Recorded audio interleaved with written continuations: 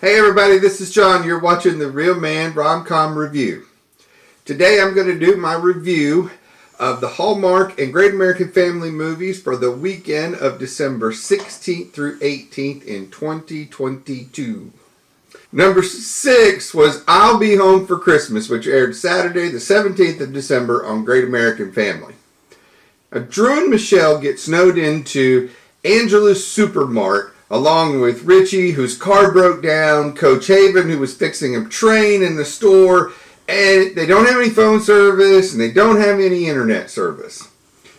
So, now the store owner makes the comment that, or somebody in the thing says, if we gonna get snowed in, this is the place to get snowed in, because it's got everything, to which Angela, the owner of the store, asks that they don't open all her inventory before Christmas or New Year's or Easter. Hell, I don't know what it was. It was one of those, things. So anyway, so what do they do the rest of the movie?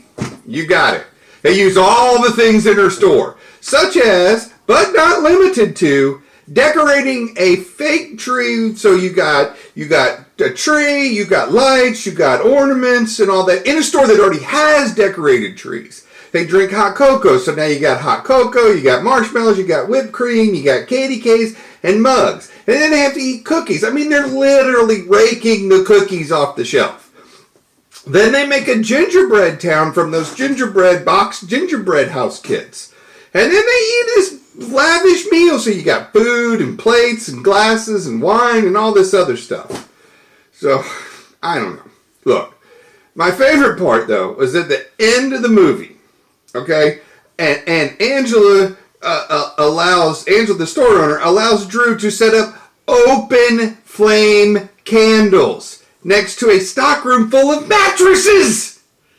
I mean, I think the fire marshal would have shut her down in a heartbeat for that one. Look, just to put the icing on this bad movie's cake, when they showed shots of the town during the snowstorm, the streets were clear.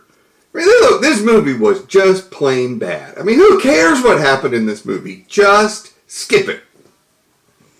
Number 5, Holiday Heritage, which aired Friday the 16th of December on the Hallmark Channel. Now, Ella Chappell is missing her Grandpa Riley, who died not long before. And Ella is contemplating signing a lease for her to start or expand her business or start her own business, something like that, back in Boston where she lives. Now, her mom, Micah, works for her grandmother, Tess, at the family bakery, Chappell Bakery.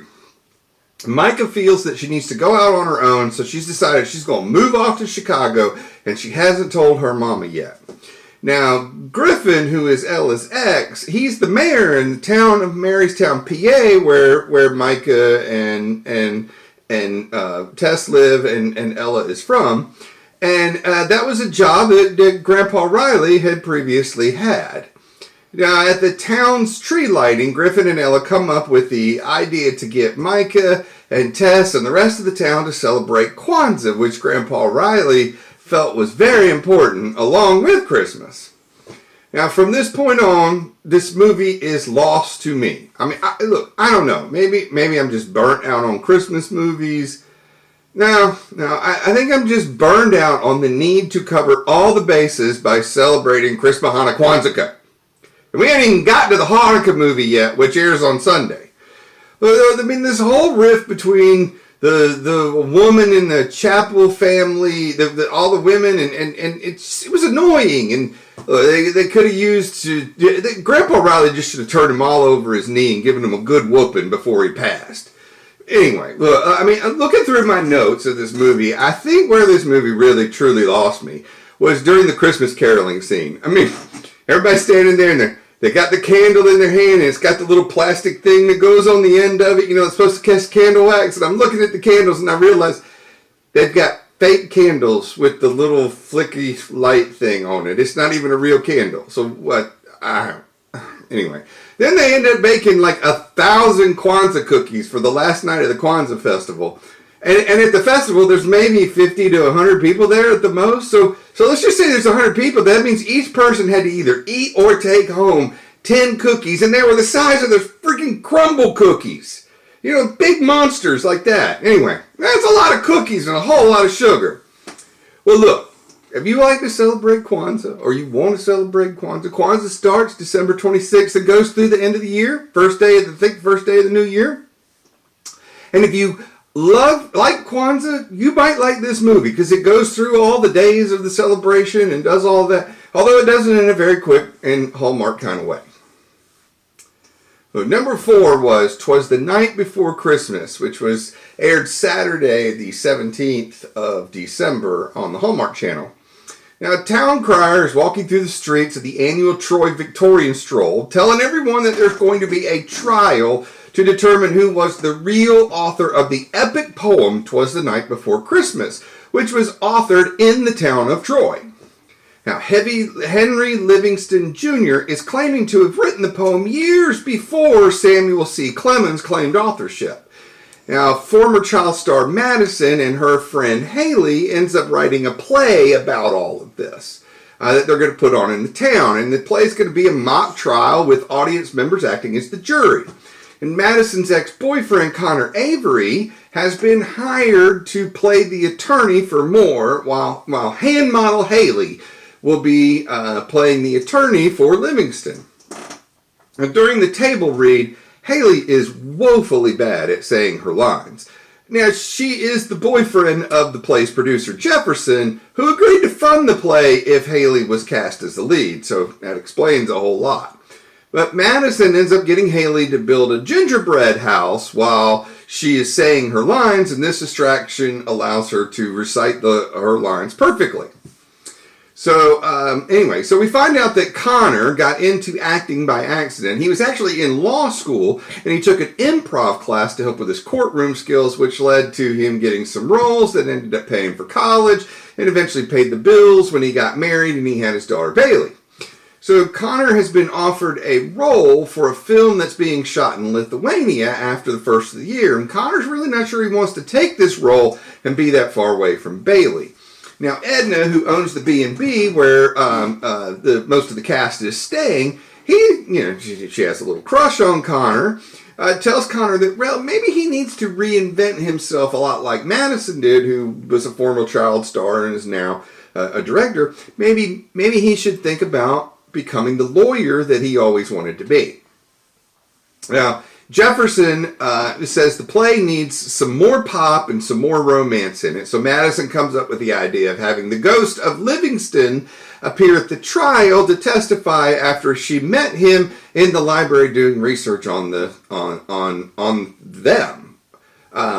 Anyway, so a Broadway big shot, Sophia Ferrantino, well, she's in town and she wants to sit in on the rehearsal, much to Madison's displeasure.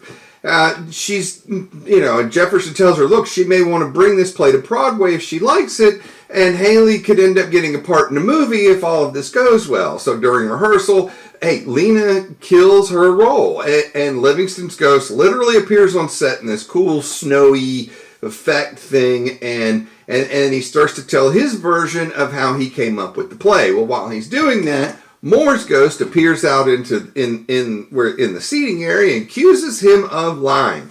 So Connor gets Moore to take the stand, and Lena then has to cross-examine him, and she gets him to admit that he abhors things like drinking and smoking, but yet the poem has Santa smoking a pipe.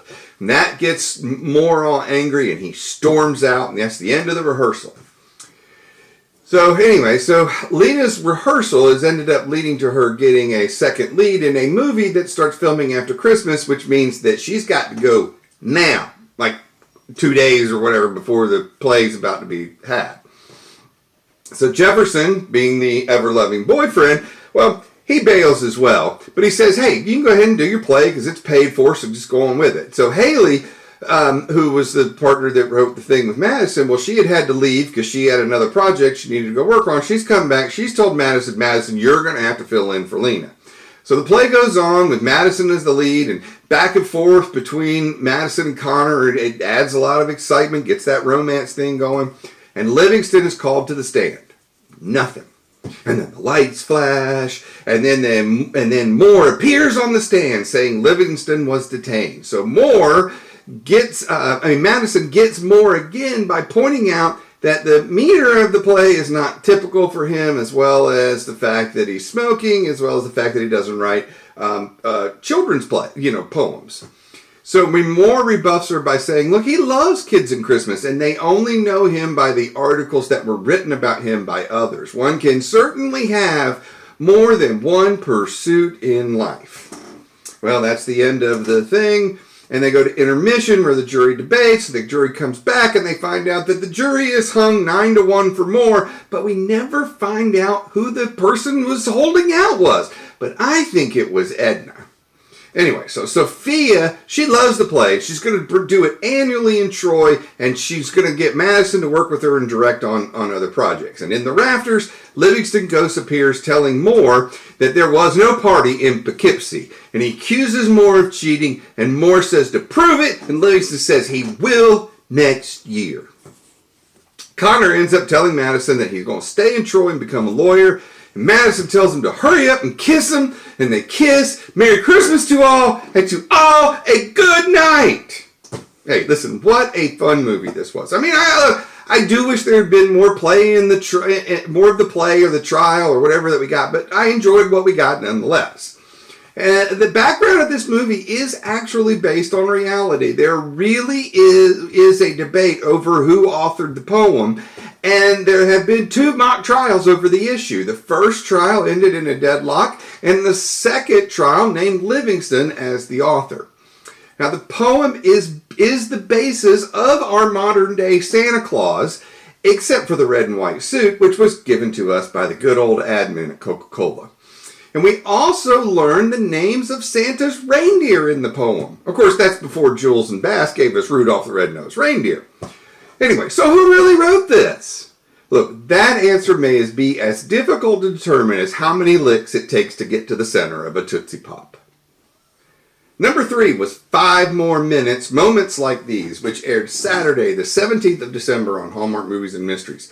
Now, Caitlin and Brian are a perfectly happy married couple, and they're putting together a bicycle for their son Adam for Christmas.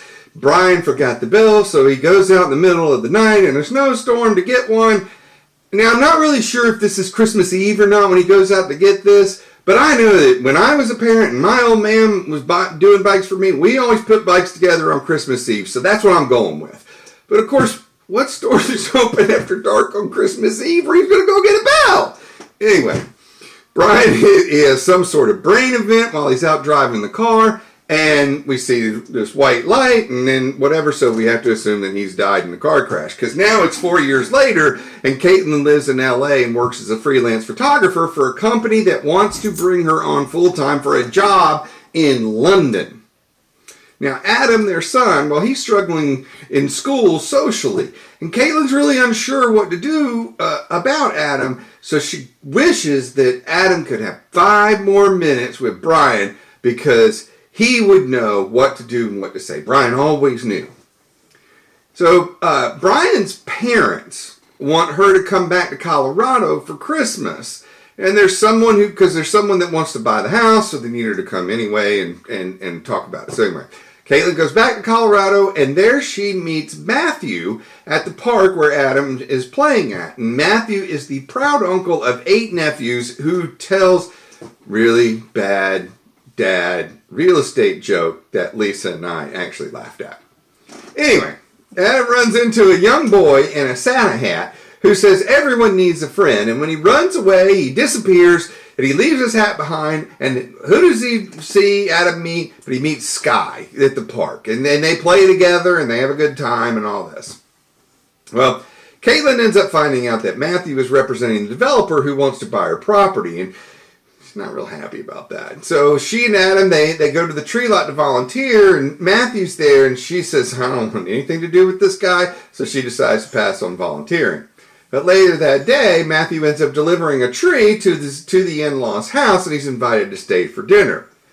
Look, to me, this is kind of creepy. That it was creepy enough that the in-laws invited her to come back and stay. But hey, I get it. There's a kid involved and all the other kind of stuff. And I guess you just don't want to exclude your in-laws just because you're whatever died. But anyway, maybe they're friends and they all get along.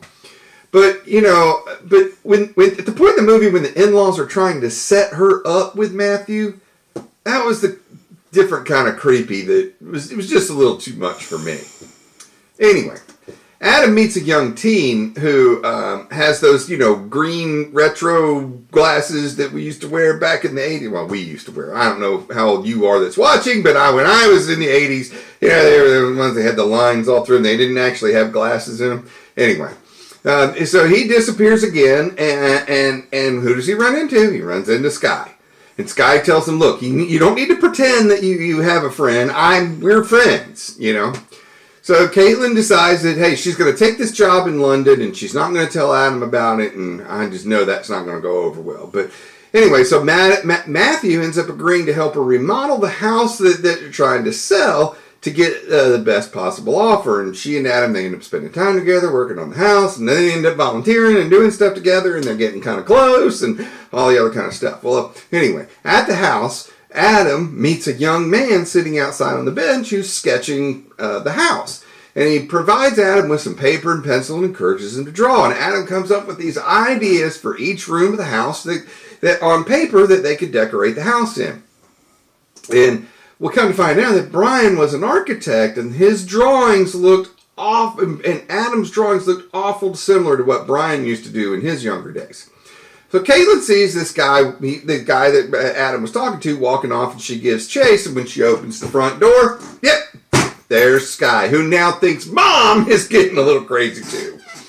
Anyway, so Adam meets with Santa and tells him that he wants to stay in Colorado, and Santa suggests telling his mother. And when Adam does, Caitlin tells him that they're sorry, bud, we're going to London. And as I suspected, this did not go over too well. Matthew and Brian, well, they played football together back in high school. So Matthew gives Adam a football. Not a real football now, like a little stuffed little football, like, it's about this big, not a big football, a little anymore. Anyway, but Caitlin sees them sitting out there passing the football back to each other and having fun and all the other stuff. Well, anyway, meanwhile, Matthew's boss, whose name is Jamie, well, he had offered him a job in New York to work on projects, and Matthew decides that he's going to take that job once he learns that Caitlin has accepted the job out in London. Now, at this house thing, they sold tickets and did whatever, and they ended up raising $5,000 for the local food house, whatever, and all of that. And Jamie ends up showing up at the house and indicates that because they lost another property that was going to be used on a different project, that they're going to move that project to this land and they're going to tear down that house. And Caitlin, well, she thinks Matthew knew about all this, and she's had enough. She leaves. She don't want nothing else to do with Matthew. Matthew ends up telling Jamie the next day, look, you need to tear up this contract with Caitlin. And when Jamie refuses, Matthew says, well, I'm not taking the job in New York. So Caitlin, for some reason, is out in the garage. I think, that's right. She's searching for the star that was on, that they never did put up on the Christmas tree. And here it is now. It's like the day before Christmas. But anyway, hey, she's going to go out and look for the star. And while she's out there, she sees these photos that are sitting on a shelf of Brian, who was Santa Claus, a picture of Brian wearing green glasses, and a picture of Brian as a young kid with a Santa Claus hat on. And she turns around, and lo and behold, there's Brian standing in the garage. And she realizes that her wish came true 4 times. And Brian tells her, nope, there were 5 things. And the last thing was that Brian brought Matthew to her. Oh, boo-hoo moment. Anyway, Matthew and Caitlin, hey, they end up meeting at the festival that evening, and Matthew tells Caitlin that Jamie tore up the contract and that he's going to stay in town, and kissy, everybody's happy. I mean, look, honestly, folks, this was a really hard movie to watch this year. You see, my wife lost her dad about a week and a half ago after a battle of Parkinson's, and everything about this movie just brought us to tears. Lots of tears remembering her dad. But that being said, we did really enjoy the movie. And it was good to see Ashley Williams playing a little more subdued role in this movie. I mean, normally she's always very happy and smiling. And so this was different for her to play, for her. Are you listening to me, Nikki DeLoach? Hey, speaking of Nikki DeLoach, she's got a cameo in this movie where she plays the girl from the last first 5 minutes movie. Anyway, it was fun. Anyway, there are some great funny moments in this movie. And for a Hallmark movies and mystery, that's really refreshing. I mean, Caitlin runs this great bit where she runs into the candy store to avoid Matthew. And when she leaves, she's busted by Matthew, and they exchange this witty back and forth banter about what was actually going on at that moment. So listen, if you need that one last cry before Christmas, give this one a watch. It probably won't create the waterworks that Lisa and I had, but I'm sure it'll jerk a tear or two out of you. Number 2 was A Brush with Christmas, which aired Sunday, the 18th of December on Great American Family. Now, Charlotte Williams is the head chef at her father's restaurant, Charlie's Kitchen. And Charlotte had to put off her dream of being a full-time painter to take over as head chef at the restaurant after her dad passed, though she is submitting a painting for the local art festival in town for Christmas. Now, Wyatt has arrived in town, and he'll be spending Christmas with his college buddy David, and Wyatt is an architectural artist who loves his job, but hates the fact that he does all of his designs on a computer and not with pencil on paper anymore. And David has also entered Wyatt into the same art competition, and hoping this will help him find his passion again. Well, Patrick, who runs the Christmas festival, he needs a last-minute replacement caterer for some of the events, and Charlotte reluctantly agrees to take on the job as a way to promote the business. And Patrick also seems to kind of have a thing for Charlotte's mom, Molly. Anyway, so Charlotte ends up, catches Wyatt out in front of her store making repairs on her smudged Santa. That was the signs that they sit out in front of the store, the chalk design. Yeah, anyway. So he's fixing that.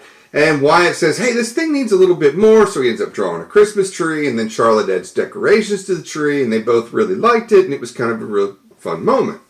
Well, Charlotte's mom thinks that Charlotte should put off her painting project until after the festival so that she can focus on the events that the restaurant's doing. And that evening, Charlotte ends up tossing her half-finished painting into the garbage. Well, David, I guess he likes garbage because he ends up driving around. He comes back home. He's got the painting. He brings it in. Wyatt sees it. Wyatt loves it. Wyatt ends up submitting that payment because he doesn't know who did it, as an anonymous painter, but he submitted it as an entry into the art contest. Charlotte sees the painting at the gala, and she says, and she and Wyatt have this little cute banter back and forth about why did the artist throw it out, why did he submit it, so on and so forth. And she really thinks that Wyatt should probably take the painting down, but Wyatt says, why? Because it's getting a lot of buzz. This thing has a chance to win. Anyway, Patrick asked Molly to go to the Color Me Christmas event and suggested it'd be a good way to promote her business as well. And Charlotte gets all gussied up to go meet Wyatt because she was supposed to meet him at the Christmas event. Mom sees it, doesn't know that she's supposed to meet Wyatt, tells Charlotte, oh, hey, you can do the cider station at the event, in which she ends up agreeing to. Well, Wyatt finds her at the cider station, and he gets her to go with him, and they go off and they have this painting time and all this other stuff, and Mom sees them and evidently doesn't seem to mind. But anyway, so Charlotte suggests that Wyatt do a pencil demonstration at the Kringle Craft the next day, and Charlotte arrives late to the event and loves the painting, the pencil drawing that Wyatt had done, and Wyatt in return for the brush lesson gave her a pencil drawing lesson. Now Charlotte's bestie and sous chef Ella, well, she's going to have a little friendly chat with Wyatt about Charlotte when he stops by the restaurant. She tells him that, look, if Charlotte wants him to take the painting down, he needs to respect her and do it. And Charlotte actually does go to the thing and gets Patrick to take down the painting, but Patrick hopes that she'll submit something else for the contest because he thinks that she has real talent. So Wyatt gets a job offer in London, and if he takes it, well, he's going to be gone for up to a year. And he's not really sure he wants this job because of Charlotte, and which David tells him that, look, people end up adjusting their lives for the people that are important to them. And Wyatt's not so sure about that. Well, Charlotte now is inspired by her new friend, Wyatt, And she ends up pulling this all-nighter, and she finishes that half-finished painting that she'd thrown in the trash. And at the restaurant, the next morning, or I don't know, whatever time it was, Charlotte goes to the restaurant. Mom sees that Charlotte is exhausted, pulls her off the line, and Mom and Ella are talking, and Ella tells her, "Don't worry, Charlotte is finding her way in life right now." So Charlotte, for the big gala dinner, ends up letting Ella run the dinner service for the gala, which ends up being this big success. And Charlotte tells Wyatt Wyatt tells Charlotte about the London job.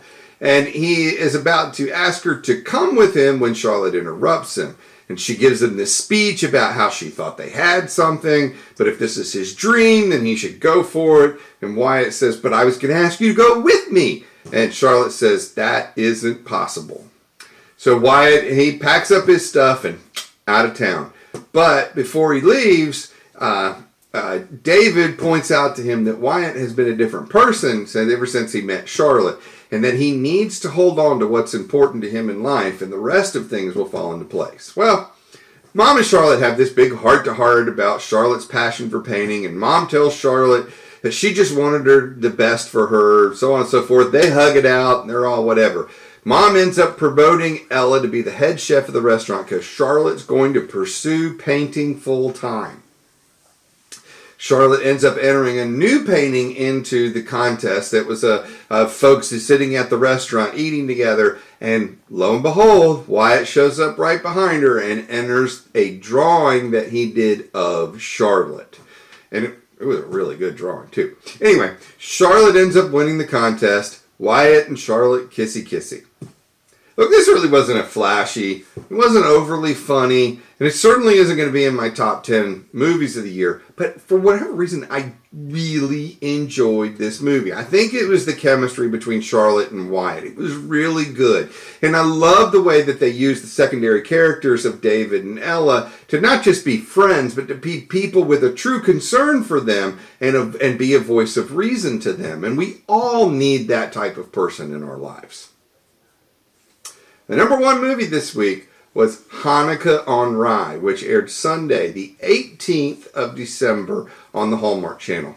Now, Gilbert's Deli has been a staple in New York City for years. And keeping up with the old Jewish traditions and customs, the deli is best known for their latkes. And Molly is going to one day run the deli. She's going to be the fourth generation owner of this deli. Now, in Los Angeles, Zimmer's Deli is also well known, but they have a more modern menu, a more diverse menu, and they serve more than just traditional Jewish dishes. And the family wants to expand to New York City, so they've sent their son Jacob to go scope out a new location. Now, Jake and Molly's bubbies, or grandmas, have each decided that they're not happy with their marital status, and so they've hired this matchmaker to help them find their soulmate. And that each of them tries to back out, but hey, look, the process has been paid for, and more importantly, the matchmaker has found each of them a match. Now, the rules of this matchmaking process is that they're not allowed to have any kind of physical or phone contact or anything like that with each other, so that just basically means they have to write letters back and forth to each other. And they're also not allowed to use their real names.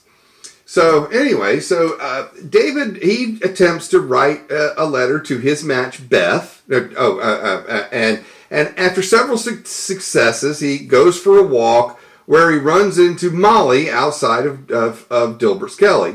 Now David's the name of Jake, and Molly's person's name is Beth. So just try to get that over. Okay. So Jacob, a.k.a. David, attempts to write a letter to his match, Beth, a.k.a. Molly.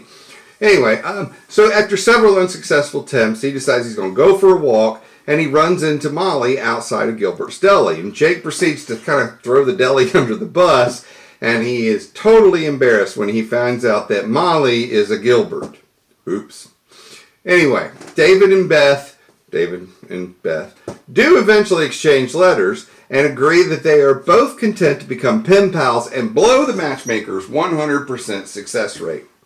Now, at Jake's suggestion, Molly comes up with the idea of having a Hanukah song open mic night at the deli. And after a few bad performances, Natalie, played by none other than Lisa Loeb, sings a very pretty new Hanukah song, and she wins the contest and gets a big batch of latkes to take home with her. Woo! Anyway, now Ezra, who's a friend of Jake's, he sees Jake at the deli, and he asks him, "Oh, Jake, you checking out the competition?" And Molly's a little confused by that. Well, Jake ends up telling Molly why he's in New York, to which Molly accuses Jake of spying on them to steal their recipes. Which actually could be true, because Jake really seems to like everything that he's eating at the deli, but it's not really true. But he does like everything he's eating at the deli. Molly comes up with this idea to have a jelly donut making class at the deli. And Molly sees Jake standing outside and thinking that he's there spying again. She goes out and throws a jelly donut at him, and he eats it, and of course, it's amazing. Anyway, so David and Beth, a.k.a. Jake and Molly, share more letters and start to develop warm fuzzies about each other. And, well, Jake actually observes Molly dropping off a letter at the front desk. Oh, did I forget to mention that Jake was staying in the same apartment building that Molly and her family lives in? Yeah, that's going on too. Anyway, so he confronts Thomas the doorman about whether Molly is Beth and whatever, and Thomas tells Jake that, hey, I can't tell you, but you're a lucky man. Now, Jake is all verklempt. Anyway, Jake and Molly, they confess that they have feelings for each other, but Molly shares that she can't act on them because she has feelings for David, who the matchmaker, hooked him up with as well. Well, Jake thinks that she should go meet David and find out if he is the one. And Jake's parents end up arriving in New York City to sign a contract on this new place. And Molly's at the restaurant waiting for David to arrive, or a.k.a. Jake, and she's sitting there, she's looking at her phone, she sees pictures of her and Jake, and she realizes that David really isn't the guy for her, it's Jake. So she leaves before David could arrive. Well, anyway, meanwhile, Jake is forced to go visit his booby, and he reveals to her that, and she reveals to him that Mom spent time in New York City before they ended up going out to L.A. So Jake and Molly confess that they have feelings for each other, but Jake also reveals that they've signed the contract and they're going to be opening the new deli in New York City in the spring. And Molly says, well, I can't be together with you, not because you're the competition now, but because I no longer trust you. Jake and Molly, they end up telling their stories about what happened to their boobies, who arrive at the matchmaker's place of business to request a refund. And while they're sitting outside the matchmaker's place, they're talking to each other, and they discover who each other is, and ultimately they decide, well, we're just going to have a latke contest for bragging rights after the candle lighting that evening. And when everyone ends up trying them out, they discover that the latkes taste exactly the same. Now, how is this possible? Well, the boobies have the exact same recipe. Now, how is that possible? Well, come to find out that the Gigi Mas of David and Jake and Molly were on the same boat came over on the same boat to America, and they became fast friends, and they shared everything with each other, including their latke recipe. Anyway, so the family decides, hey, we're going to open up a new deli together, and they're going to name it after the Gigi Mas, and Jake and Molly run it, and Jake and Molly, they kissy muzzle tov.